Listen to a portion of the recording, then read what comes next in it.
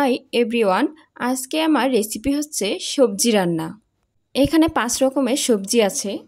প্রথমে চুলায় কড়াই বসিয়ে এতে পেঁয়াজ কুচি, রসুন ও মরিচ কুচি দিয়ে দিচ্ছি। একটা তেজপাতা দিয়ে দিব।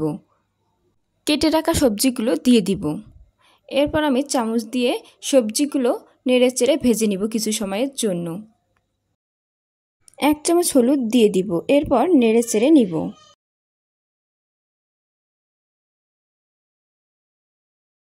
দেড় চামচ লবণ দিয়ে দিচ্ছি। সবজিগুলো কিছু সময় ভেজে নেওয়ার পর এতে আমি পানি দিব সিদ্ধ করার জন্য। এরপর ঢাকনা দিয়ে ঢেকে দিব। সিদ্ধ করা হয়ে গেলে ঢাকনাটা খুলে আবারও আমি সবজিগুলো ভেজে নিব। এখানে আমি আলু, ঢেঁড়স, কচু, কচুরলতি ও পেঁপে এই 5 রকমের সবজি দিয়েছি। কিছু সময় সবজিগুলো ভেজে নেওয়ার পর এতে আমি ঝোলের জন্য পানি দিয়ে দিব। এরপর নেড়েচেড়ে নিব। ভেজে রাখা মাসকলাই ডালের বড়াটা আমি দিয়ে দিব। এরপর আমি মশলা দিয়ে দিব। চামচ দিয়ে নেড়েচেড়ে নিব।